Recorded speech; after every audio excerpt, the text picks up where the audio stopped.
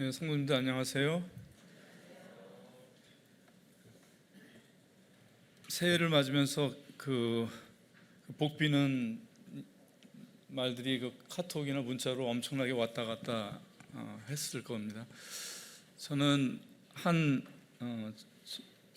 저희 병원에 월요 모임 하는 분들 어디다 했는지 지금 잘 기억이 하도 많아서 헷갈리는데, 저는 그렇게 한번 인사를 했어요. 새해 예수님 많이 받으세요. 새해는 복의 근원이시잖아요, 우리 예수님이. 그리고 예수님 받는 것이 가장 확실한 복이기 때문에 그렇게 한번 인사를 했었습니다. 우리 광교남부 성도님들, 새해 예수님 많이 받으십시오. 오늘 메시지 제목을 이렇게 제가 정해봤습니다.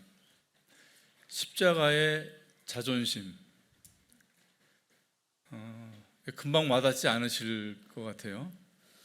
마치 우리 아가서 6장 10절에 이 아름다운 여자와 엄미한 군대가 너무 안 어울리는 이 두 가지 함께 들어있듯이, 자존심과 십자가라고 하는 것은 너무나 서로 안 어울리는 그런 조합인데, 바라기는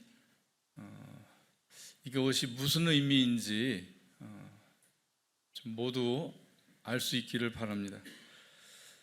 쉽게 말하면 십자가에서 발견되는 사람의 자존심이 있다.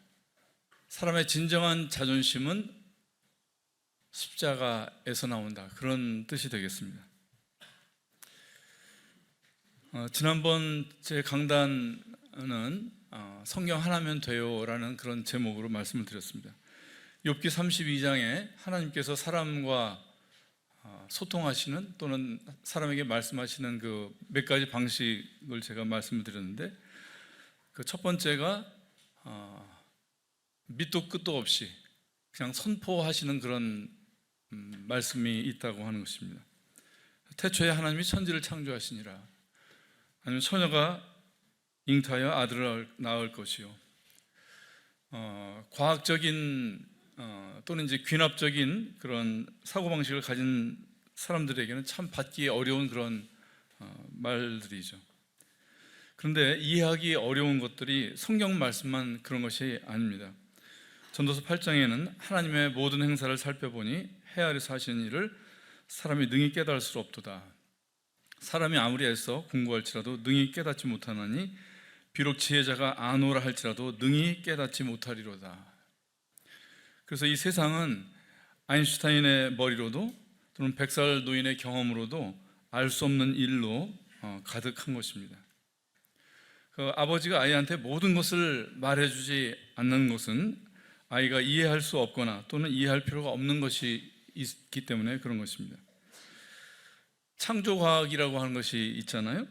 이거를 이제 사람들에게 과학적으로 창조가 얼마나 타당한지를 설명을 하려고 하는 그런 노력인데, 저도 처음에는 그래서 상당히 관심을 갖고 봤었는데 이제 관심이 없어졌어요. 하나님이 해명하시지 않는 것을 굳이 사람이 나서서 이렇게 하나님 도와드리려고 하는 것이 맞나, 그런 생각이 드는 것입니다.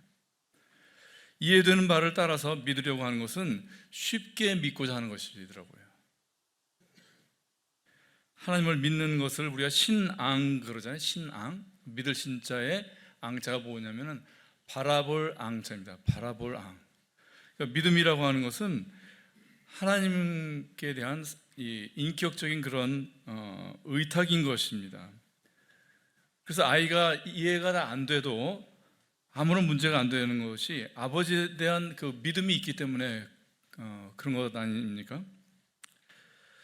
마찬가지로 감사하게도요, 하나님께서는 이 해명하지 않는 일, 사람이 아무리 공부하고 노력하고 실험을 하고 사유해도 알 수 없는 그런 일들에 대해서 해명보다 나은 것, 믿음을 주시더라고요. 그래서 말도 안 되는 천지 창조, 말도 안 되는 동정녀 탄생, 그리고 사복음서의 말도 안 되는 기적들, 그리고 최종적으로 그리스도의 부활에 대해서 믿게 해주십니다. 그래서 히브리서 10장에는 믿음의 주요, 진정한 믿음, 그리고 흔들리지 않는 믿음, 하나님 앞에서 내보일 수 있는 믿음, 그것의 주체는, 그것의 시작은 그리스도로부터 온다는 거예요. 믿음의 주요, 또 온전케 하시는 이인 예수를 뭐라고 되어 있죠? 바라보자라고 되어 있어요. 이해하자로 되어 있는 것이 아닙니다. 하나님이 사람에게 말씀하시는 다른 한 방식에 대해서 또 욥기 32장에는 하나님은 한 번 말씀하시고 거듭 말씀하시니 이는 사람이 알아듣지 못하기 때문이라. 그래서 하나님께서 사람에게 진리를 가르쳐 주시는 또 하나의 방법이 거듭 말씀하시는 것이고, 이것은 특별히 성경을 깨닫게 하는 주된 하나님의 방법입니다. 그래서 성경 전체가 거듭하신 말씀들로 이루어져 있고, 이런 말씀의 짝들이 다양한 방식으로 엮여져 있습니다. 그래서 단순한 1:1 대응도 있어요. 구약에 있는 한 절과 신약에 있는 한 절이 거의 똑같은 말씀으로 이렇게 대응되는 것도 있고, 한 절이 여러 절로 확대되어서 마치 확대경으로 그 말씀을 들여다보듯이 그렇게 사람에게 말씀하시는 것도 있고, 또는 여러 절이 한 절로 또는 한 단어로 딱 압축이 돼서 마치 핵융합 같은 그런 엄청난 무게로 사람에게 또 말씀하실 때도 있더라고요. 구약의 사건이나 인물이 신약의 짝을 통해서 의미가 드러나고, 반대로 구약의 어느 말씀이 신약의 사건이나 인물을 통해서 해석되기도 합니다. 그래서 그런 말을 하잖아요. 신약은 구약에 감추어져 있고 구약은 신약에서 드러난다. 이 말이 바로 이런 뜻인 것이에요. 마태복음 13장에서 예수님께서 이렇게 말씀하셨어요. 그러므로 천국의 제자된 서기관마다 마치 새 것과 옛 것을 그 곳간에서 내오는 집주인과 같으니라. 그래서 말씀의 곳간에서 새 것과 옛 것을 내오는 사람이 천국의 교사인 것입니다. 이 거듭 말씀하시는 그 원리를 아주 또 쉽게 아주 직접적으로 우리한테 증거해 주시는 것이 있는데, 그것이 뭐냐면은 신명기라는 책입니다. 신명기. 신명기가 그 시내산에서 주신 그 십계명을 자세히 풀어서 말씀하신 거거든요. 그래서 이게 신이라 할 때 신은 거듭 신자입니다. 거듭 신자. 새로운 신자가 아니라 거듭 신자고, 명은 십계명, 그걸 가리키는 명자예요. 그래서 신명기, 우리가 그 신신당부라는 말 있잖아요. 그게 그 신자거든요. 거듭 신자를 쓰는 거예요. 그래서 이 거듭해서 간곡히 당부한다는 말이 이제 신신당부인데, 그 요한복음에도 보면 또 다른 복음서하고 차별되는 특별한 표현이 있죠. 뭐죠? 요한복음에 유독 많이 나오는 거? 예수께서 가라사대 진실로 진실로 내게 이르노니. 이게 굉장히 많이 나와요. 그래서 예수님께서 사람에게 신신당부하시는 것이 그 요한복음 말씀이시더라고요. 아가서 1장에는 그가 입으로 내게 입 맞추기를 원하시니 당신의 사랑이 포도주보다 승하니이다. 그래서 주님은 이 성경을 통해서 그의 사랑하는 신부와 입 맞추시기를 원하십니다. 잠언 17장에 이런 말씀이 있어요. 미련한 자는 무지하거늘 손에 값을 가지고 지혜를 사려하면 어찌민고. 근데 여기 이제 무지하거늘, 이거를 이제 영어 성경을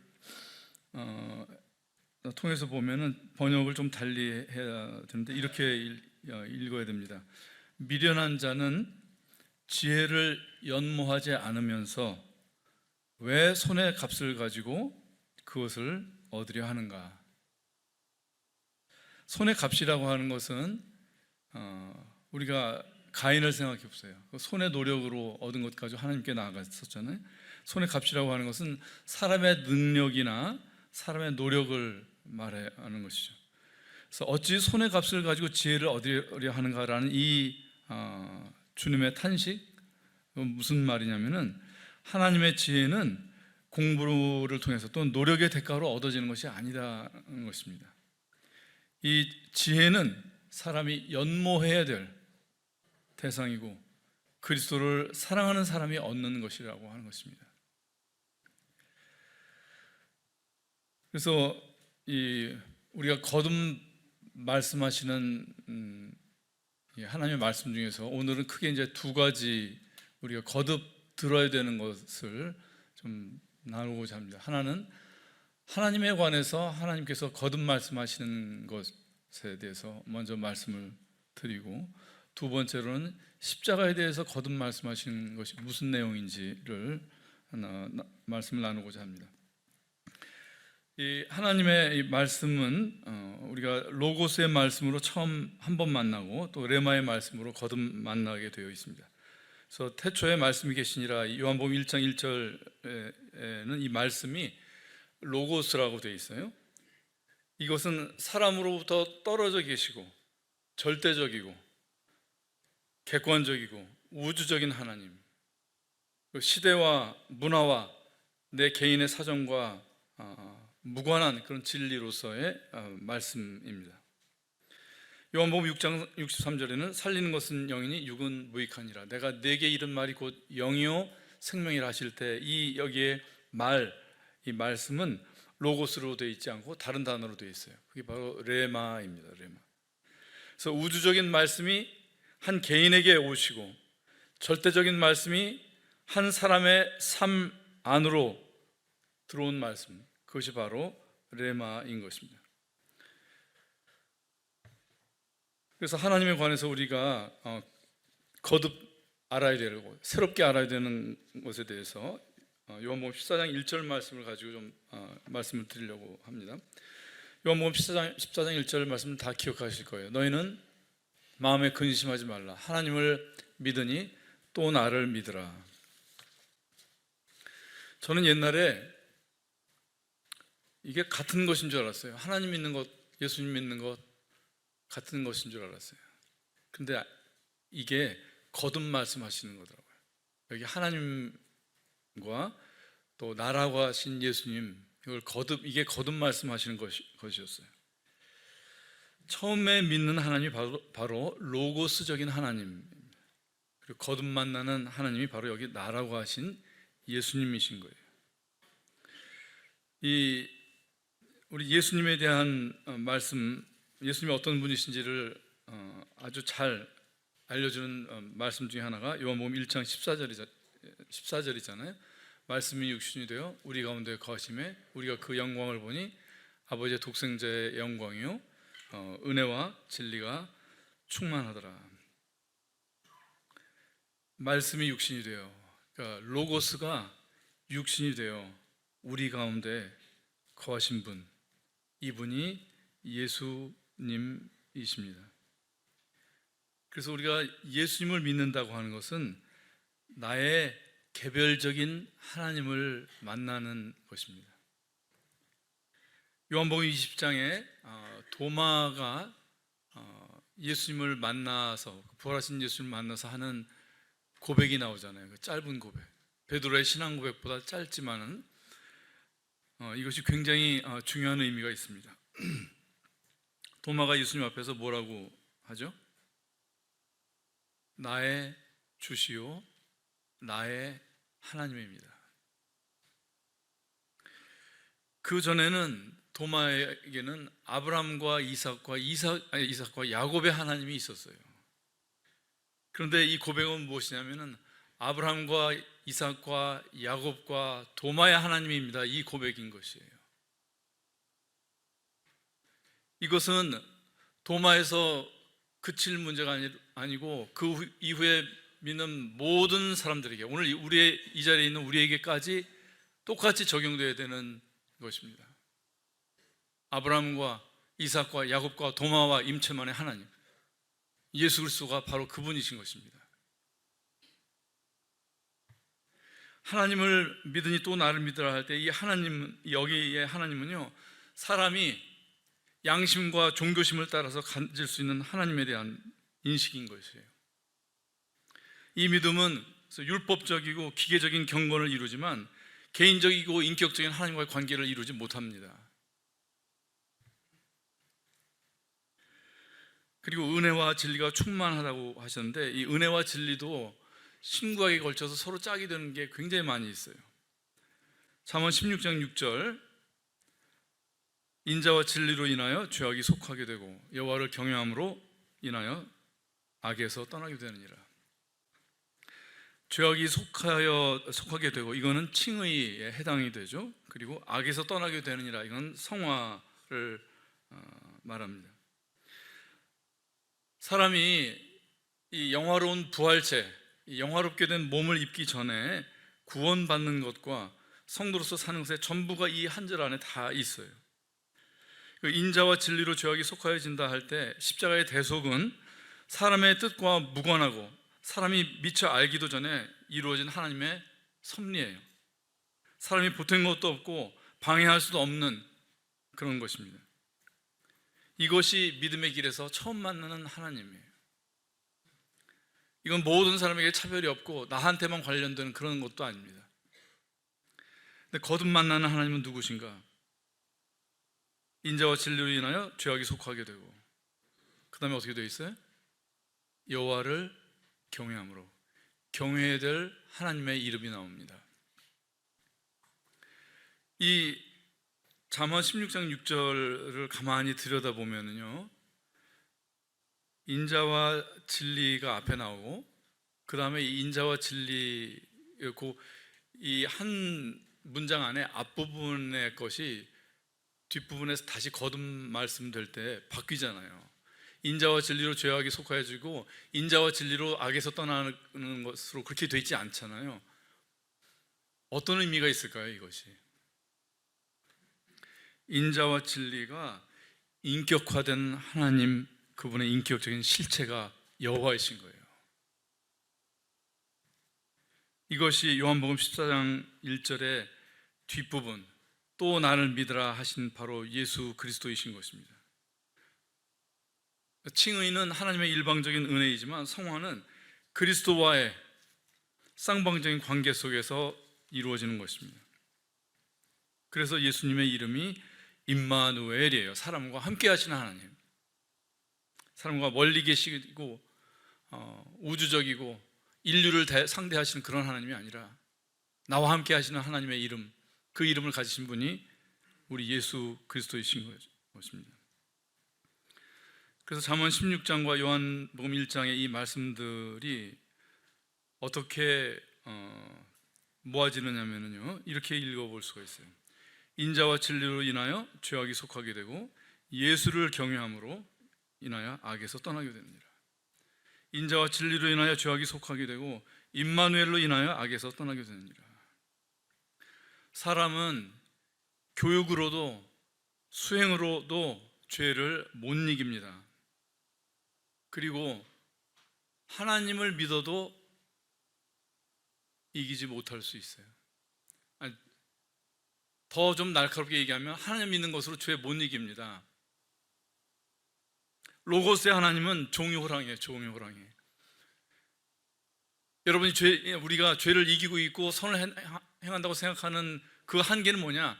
종이 하나님 두고 내가 가지고 있는 선, 내가 가지고 있는 착함, 내가 가지고 있는 조심스러운 성격으로 이루는 그 선밖에 안 되는 거예요. 정말 위기의 상황, 죽을 것 같은 이 어려운 선택 앞에서 나로 하여금 하나님께서 기뻐하시는 선택을 할 수 있는 그것은 임마누엘에서만 가능해요.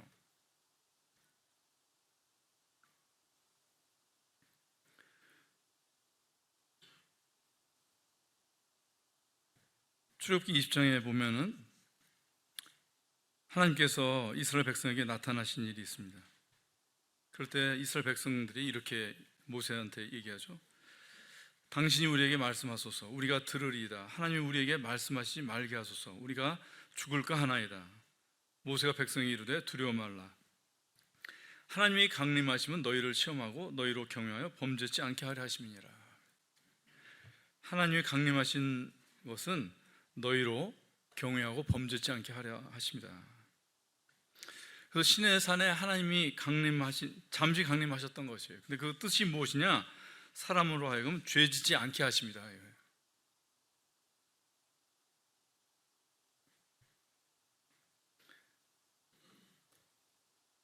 제가 아주 오래전에 있었던 일인데 제가 아직도 기억을 해요. 무슨 일이냐면은 집안에 있었는데 제가 이제 동생한테 화를 낼 일이 있었어요. 정말 불같이 이렇게 막 꾸짖고 화를 내고 역정을 낼 그런 사안이었어요. 뭐 내용은 잘 기억이 안 나는데, 그런데 그 동생한테 화를 못 냈어요. 화를 낼 이유가 모자라서가 아니라 이유가 무엇이었냐? 아버지께서 그 앞에 계셨기 때문이에요. 임만우 아버지만 있어도 사람이 달라집니다. 하나님이 내 앞에 있는 사람이 사람을 향해서 화를 내고 사람을 향해서 지속적으로 미움을 품는 것, 이것은 가능한 일이 아닙니다. 만일 그러고 있다고 하면 그 믿음은 임마누엘이 없는 거예요. 예수님은 반쪽짜리입니다. 진정한 관용은 내 인품으로 하는 것이 아니에요. 끝까지 참는 인내는 참아서 하는 것이 아닙니다. 내 앞에 임마누엘이 계실 때 가능한 것입니다. 이것이 하나님의 나라입니다. 우리가 하나님의 나라에 대해서 얼마 전에 제가 말씀을 드렸죠. 우리는 교회로서도 하나님의 나라고 우리 한 개인도 하나님의 나라입니다. 그리고 이 나라에는 반드시 왕이 있어야 되는 것입니다. 전도서 1장 말씀에 너는 하나님의 전에 들어갈 때 내 발을 삼갈지어다. 가까이하여 말씀을 듣는 것이 우매자의 제사 드리는 것보다 나으니 저희는 악을 행하면서도 깨닫지 못함입니다.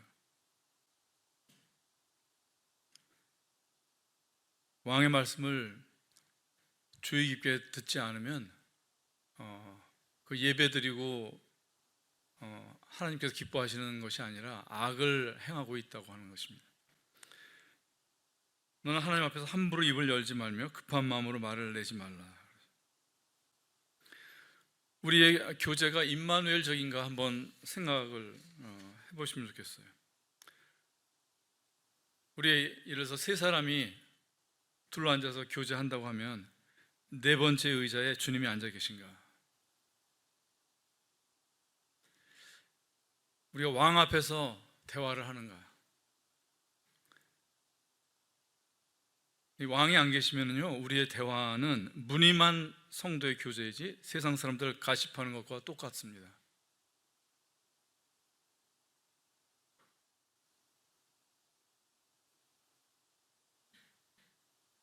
임마누엘이 있고 내가 그분을 내 앞에 살아계신 하나님으로 인식할 때 사람은 그 말과 그 행동이 정화되는 것입니다. 거룩할 수가 있는 것이에요. 그렇지 않은 것은 죄입니다. 악인의 죄월이 내 마음에 이르기를 그 목전에는 하나님을 두려움이 없다. 죄의 정신이 무엇이냐? 목전에 두려워할 하나님이 없는 것입니다. 그래서 임마누엘이 없는 모든 그 상태, 모든 시간은 죄의 얼이 지배하고 있는 것입니다. 전도서 8장에는 이렇게 또 말씀이 있어요. 내가 권하노니 왕의 명령을 지키라. 왕 앞에서 물러가기를 급거히 하지 말라. 왕의 말은 권능이 있나니 누가 이를 왕께서 무엇을 하시나이까 할 수 있으리라. 이어지는 말씀에 무릇 명령을 지키는 자는 화를 모르리라. 회사 생활 해본 사람들 다 알 것입니다. 회사에서 사장님 이길 수 있나요? 사원이 사장님을 이길 수 없듯이 예수님이 임마누엘이시면 사람은 복종합니다. 그렇게 사람이 하기 싫어하는 게 복종 아니에요? 그러나 왕 앞에 있는 사람은 복종하게 돼 있어요. 그리고 비굴해지는 것 할 수 있습니다. 우리 육신이 되신 하나님, 예수 그리스도를 가리켜서 충만한 은혜 또 충만한 진리라고 말씀하셨어요. 제가 이 진리를 전에 한번 그 파워포인트로 이렇게 그림을 그려서 보여드렸는데 기억이 나실지 모르겠어요. 제가 이것을 원뿔에 비유를 했습니다. 원뿔 아시죠? 이렇게 원뿔의 밑면은 둥그렇고 이렇게 넓잖아요. 그런데 다른 그 원뿔의 위는 어떻게 돼요? 두 사람 올라가 설 수 없죠. 뾰족합니다. 그래서 이 충만한 은혜이신 주님, 충만한 은혜로서의 그 교회는 다윗의 품같이 관용해야 되고, 양 91마리를 들에 두고 한 마리를 찾아 나서는 이런 비율도 우리가 감수를 합니다. 그러나 원초의 이 꼭지점 같은 이 진리는 다른 것을 용납치 않고 또 바늘같이 날카로울 수 있는 것입니다. 그 21세기 그 과학이 밝혀낸 것 중에 빛의 이중성이라고 하는 것이 있어요.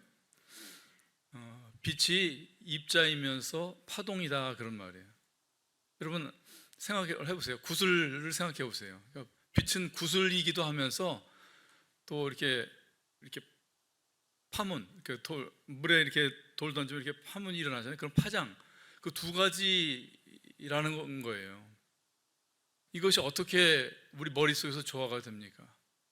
빛이 입자이면서 파동이다.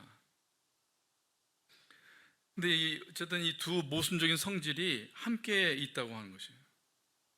이걸 달리 얘기하면은 이 안 어울리는 두 가지 것이 함께 있어야 그것이 빛이라고 하는 것입니다.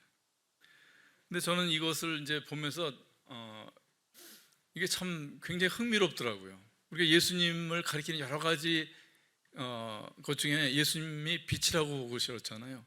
그죠? 그러니까 이 물질 세계의 빛이 그런 이중성이 있듯이 우리 예수님도 그런 이중성이 있는 거예요. 진리가 그런 이중성이 있는 거예요. 따뜻한 은혜이자 날카롭고 엄중한 그런 진리이기도 하신 것이더라고요. 그래서 이게 참 물질 세계와 영적인 세계의 이 현상이 참 서로 하나의 진리에서 났구나 이런 것을 또 생각하게 되더라고요. 그래서 이 임마누엘 우리 주님은 자유로운 분이면서 동시에 두려운 분이십니다.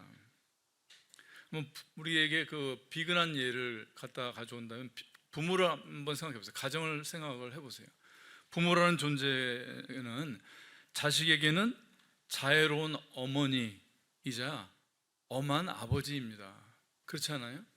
자유로운 엄마만 있어서는 그 부모가 아닙니다. 엄한 아버지만 있어서도 부모가 아니듯이 이 자유로움과 엄함 이 둘 다 있어야지 가정이고, 그런 가정에서 자식이 바로 크는 것입니다. 다 같이 전도서 3장을 한번 펴보겠습니다.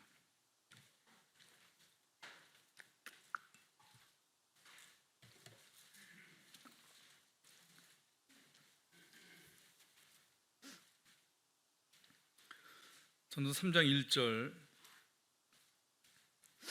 천하의 범사가 기한이 있고 모든 목적이 이룰 때가 있나니 날 때가 있고 죽을 때가 있으며 심을 때가 있고 심은 것을 뽑을 때가 있으며 죽일 때가 있고 치료시킬 때가 있으며 헐 때가 있고 세울 때가 있으며 울 때가 있고 웃을 때가 있으며 슬퍼할 때가 있고 춤출 때가 있으며 돌을 던져버릴 때가 있고 돌을 거둘 때가 있으며 안을 때가 있고 안는 일을 멀리할 때가 있으며 찾을 때가 있고 잃을 때가 있으며 지킬 때가 있고 버릴 때가 있으며 찢을 때가 있고 꿰맬 때가 있으며 잠잠할 때가 있고 말할 때가 있으며 사랑할 때가 있고 미워할 때가 있으며 전쟁할 때가 있고 평화할 때가 있느니라. 날 때, 이게 이제 두 가지 때가 여기 섞여 있잖아요. 날 때 나고 심고 치료시키고 세우고 웃고 춤추고, 이거는 왕의 자애로움입니다. 네, 뽑고 죽이고 헐고 슬퍼하고 돌을 버리고 잃고 찢고 이것은 엄위한 왕이신 것입니다. 진리이신 왕은 뽑아내고 버리고 찢으시고 때로 침묵하시는 분이신 것입니다. 베데스다 못에 38년 된 병자를 만나신 예수님을 생각해 보세요. 예수님께서 처음에는 그 병이 오래된 줄 아시고 내가 낫고자 하느냐 이렇게 하고 고쳐주셨어요. 그 38년 된 병에 관련된 어떤 비난이나 판단도 하지 않으셨어요. 그냥 그의 연약을 다 품어주셨습니다. 그러나 주님은 거기서 끝나지 않습니다. 그 후에 예수께서 성전에서 그 사람을 만나 이르시되 뭐라고 하셔요? 보라, 내가 나았으니 더 심한 것이 생기지 않게 다시는 죄를 범치 말라. 엄중하게 명령을 하신 것입니다. 시편 141편에 의인이 나를 칠지라도 은혜로 여기며 책망할지라도 머리에 기름같이 여겨서 내 머리가 이를 거절치 아니할지라. 의인이 나를 칠지라도 은혜로 여기며, 그래서 은혜는 자유롭기도 하지만 은혜는 책망으로도 오는 것입니다. 사랑은 따뜻한 것이지만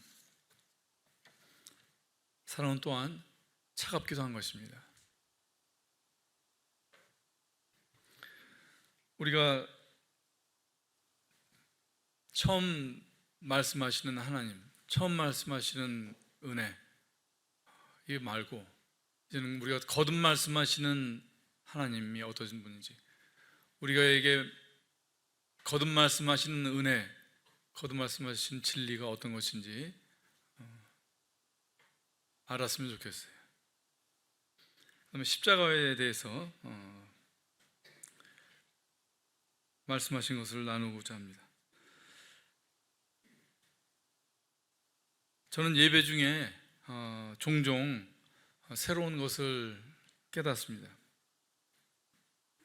우리 예배가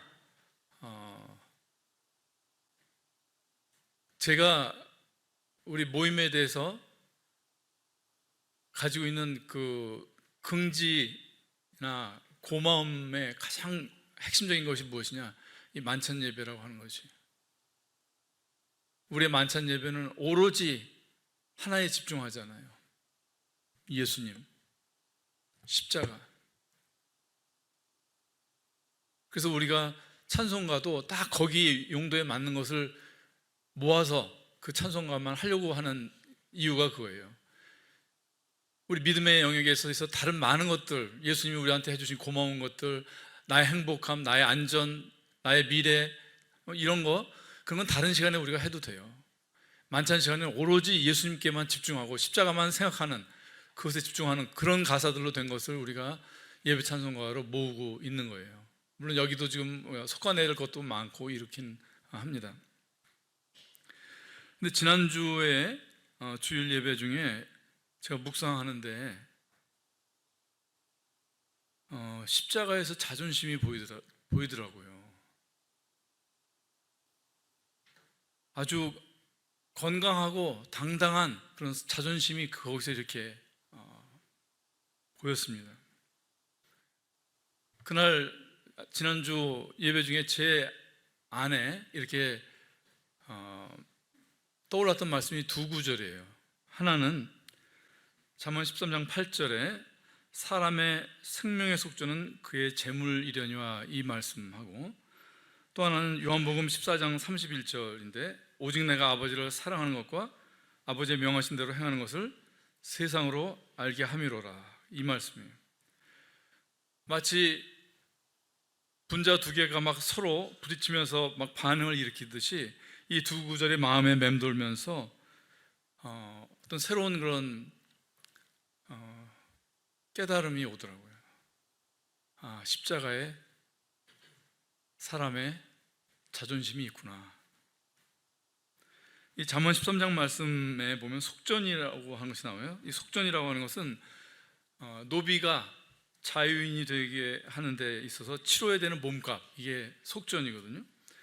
왜 우리 몇 년 전에도 보면 그런 사건이 있었잖아요. 아프리카 뭐 어느 해역에서 해적들이 한국 그 선원들을 갖다가 이렇게 납치한 적이 있었어요. 그래가지고 그 납치된 선원들을 이제 데려오는 그런 협상이 있고 그랬는데, 그때 정부가 몸값을 지불했단 말이에요. 몸값을. 그게 바로 속전인 것입니다.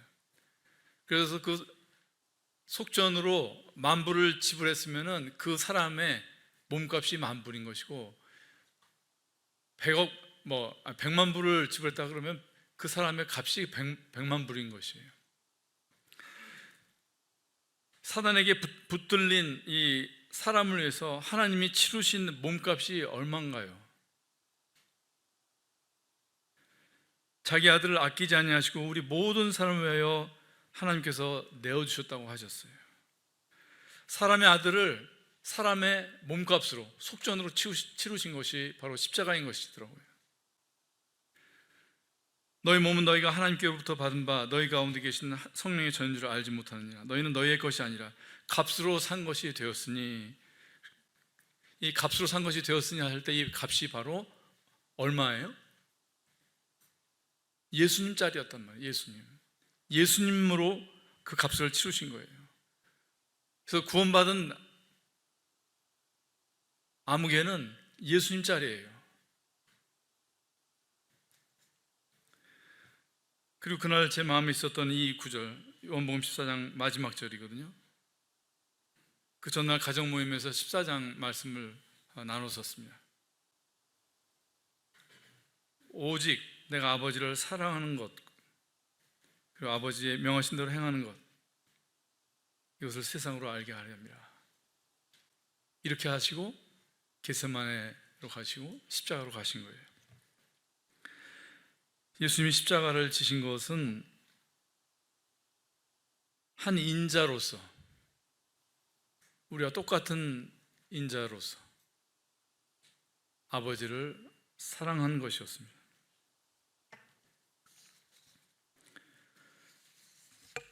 예수님께서 내 이웃을 내 몸같이 사랑하라고 하신 그 말씀을 우리에게 주셨지만 그 전에 실천을 하셨어요. 예수님의 마음과 정신을 다 쏟아서 겟세마네에서 잔을 받으셨고 그 몸을 다 내어드려서 십자가를 지신 것입니다. 얼마나 고귀한 것으로 사람의 죄값을 갚으셨는지. 제가 지난 몇 년간 이 자존심 또는 자아의 문제에 대해서 말을 해왔습니다. 이것이 믿는다고 하는 사람들 속에 아주 교묘한 모습으로 숨어서 하나님과의 관계를 방해하고 지체들과의 관계를 망가뜨리고 교회를 분열시키고 또 자기 자신은 스스로 학대받고 초라해지는 그 모든 원인이 여기에 있더라고요. 그래서 이 자존심과 이 자아의 정체를 들춰내기 위해서 여러 가지로 주님께서 제게 가르쳐 주시기도 하고 그것을 여러 차례 강단에서 나누었던 것입니다. 그리고 지난달에 했던 이 자아 시리즈의 마지막 메시지,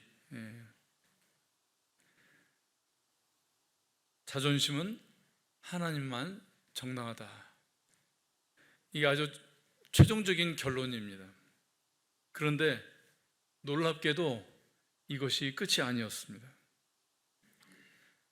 처음 말씀하신 십자가는 바로 이 사단이 훔친 이 자아, 사람이 훔친 이 자존심, 이것이 바로 죽은 자리였고 사람이 버려야 될 자존심을 알려주는 십자가였지만, 그러나 거듭 말씀하시는 이 십자가는 사람이 얻어야 할 자존심이 바로 그 자리에 있고 사람이 가져야 될 새로운 정체성이 다 거기에 있더라고요. 그래서 지난 몇 년간 열심히 우선 제 안에서 쫓겨나간 이 자존심과 자아의 이 빈자리가, 그날 이 빈자리가 이 새로운 자존심으로 채워지더라고요.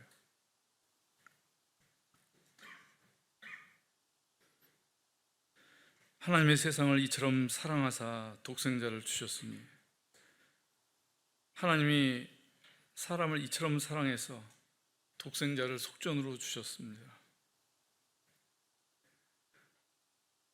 아이가 부모의 사랑 속에 있을 때 건강한 자존심이 생깁니다. 그리고 다른 아이와 자기를 비교하지 않습니다. 부모의 사랑으로 너무 충분하기 때문에. 사단으로부터 온 자존심은 어떻게 하죠? 늘 비교합니다. 늘 눈치 보고 의식하고, 그래서 내가 우월하면 우쭐하고, 그보다 못하면 주눅 들고 속으로 미움이 생기고 그가 잘못되기를 바라고. 그러나 십자가의 자존심은 비교하지 않습니다. 비교당하지 않습니다.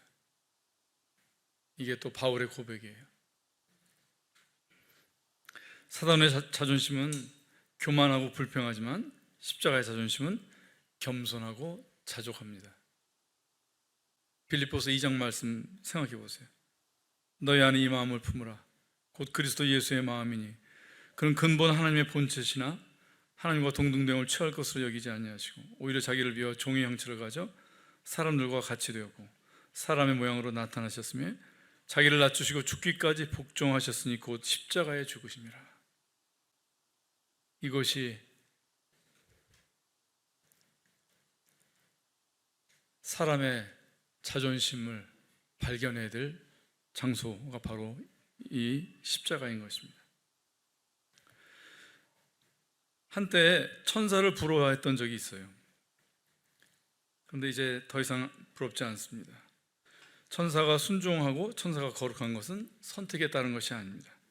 그러나 이제 거룩한 것을 선택할 수 있는 것, 순종을 선택할 수 있는 이 고귀한 자유가 있다고 하는 것이 저를 자랑스럽게 만들어요.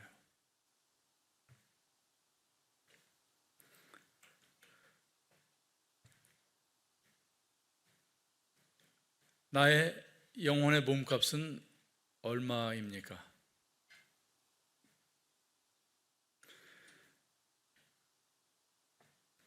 당신이 믿고 있는 십자가 당신한테 자존심을 줍니까?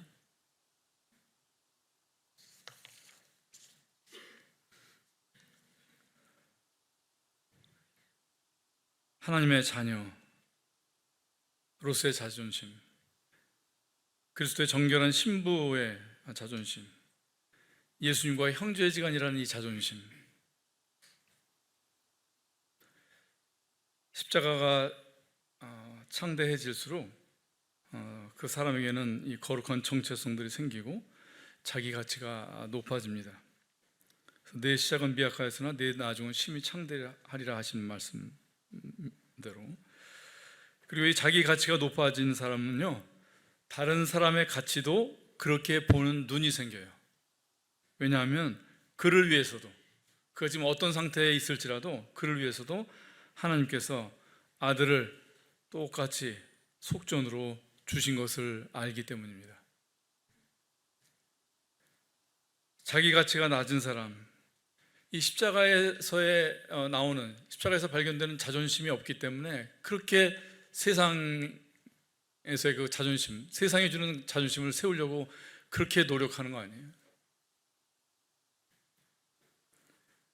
믿는 자가 그렇다고 하면 그것은 십자가가 미약한 것이에요. 그리고 거듭들어야 되는 십자가의 진리를 안 듣고 있는 것이에요.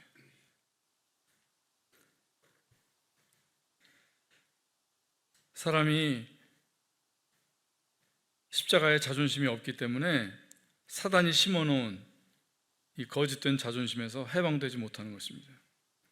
그리고 이 십자가에서 나오지 않는 이 자존심이라고 하는 것은 위험한 것이에요. 아이 손에 쥐어진 칼같이 또는 독사의 입같이 사람들을 해치고 관계를 깨고, 그리고 속으로는 자기도 학대받는 아주 악하고 정말 버려야 되는 그런 것입니다. 그리고 십자가 밖에서 이 세상이 인정해 주는 그런 자존심은 다 죽음 앞에서는 무너질 수밖에 없습니다.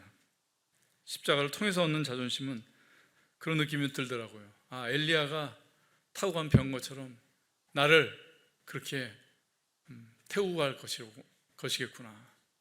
그 자존심, 그 정체성, 그 하나님이 십자가를 통해서 내게 주신 그 귀한 아들의 값으로 내게 주시고자 하시는 그 정체성을 가득 안고 갈 수 있겠다, 이런 생각이 드는 것입니다. 하나님은 한 번 말씀하시고 거듭 말씀하시니 이는 사람이 알아듣지 못하기 때문이다. 우리 믿는다고 하지만 여전히 알아듣지 못하는 것들이 있습니다.